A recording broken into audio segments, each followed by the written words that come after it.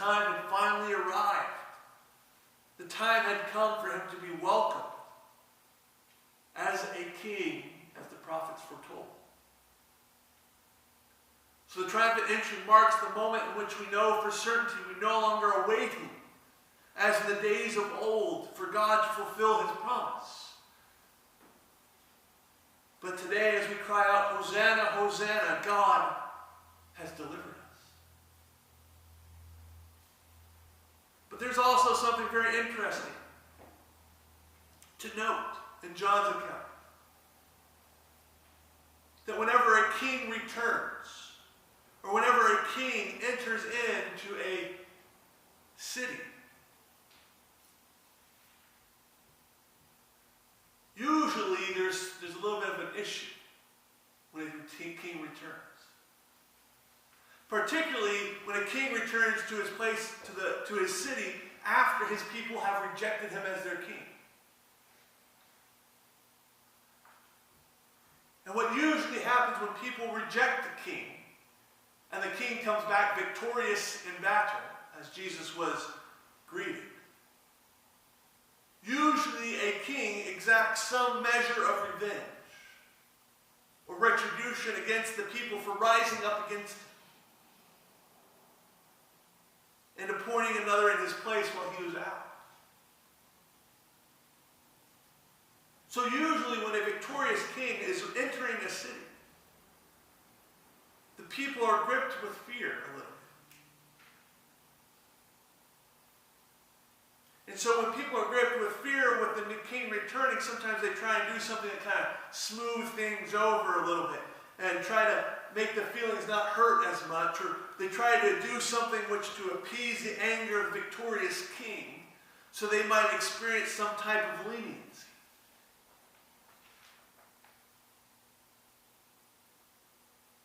So usually what people would do, regardless of whether or not the king, you liked the king or not, was they would go out and they would greet and praise the king.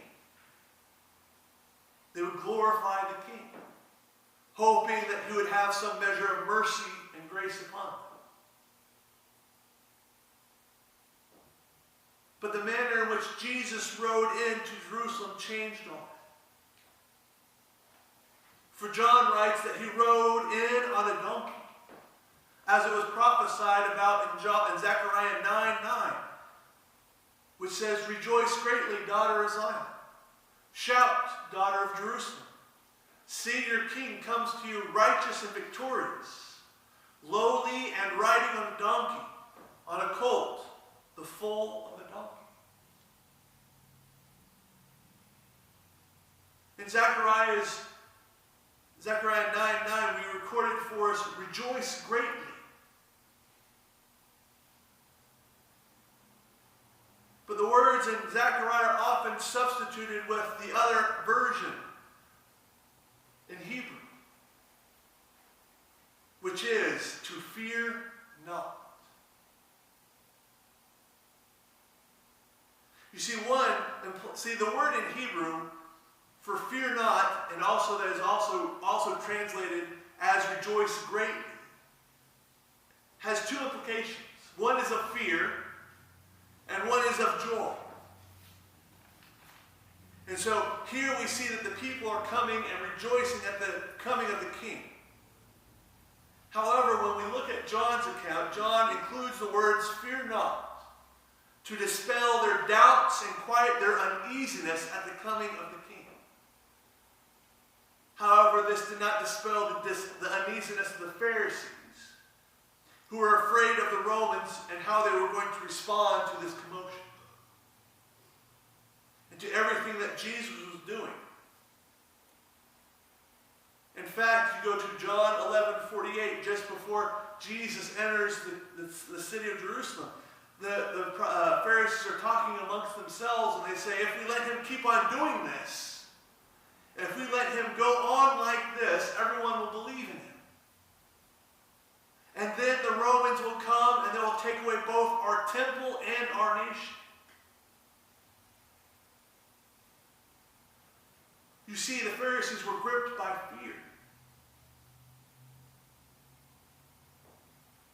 because they were afraid of what the victorious king was going to do.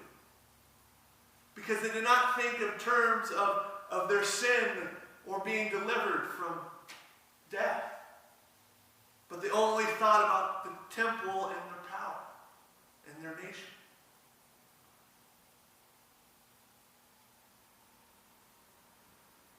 But John records for us the words, "Fear not." Rejoice. For the King has come. He has come victorious. He has entered triumphantly. The kingdom in which Jesus spoke of many times leading up to this moment is at hand.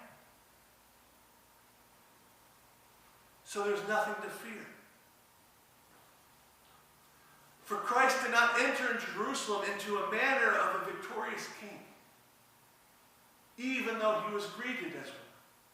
For you have to understand, under normal conditions, when a king is entering a city, a victorious king would oftentimes enter upon the city either on top of a horse that is made for war, or more traditionally will be riding in on a chariot.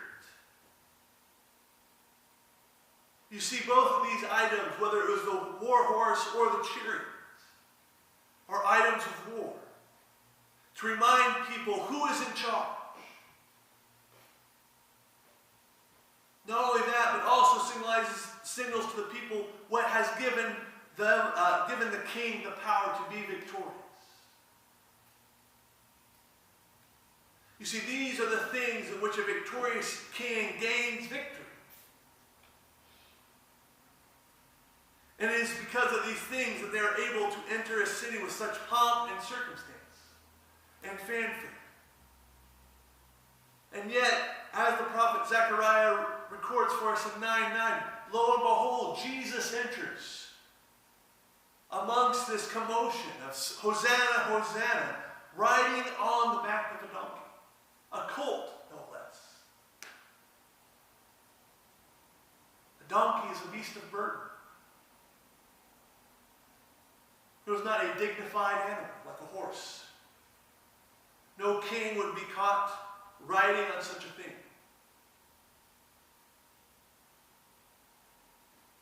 And yet here Jesus is, riding on a beast whose only job is to carry things.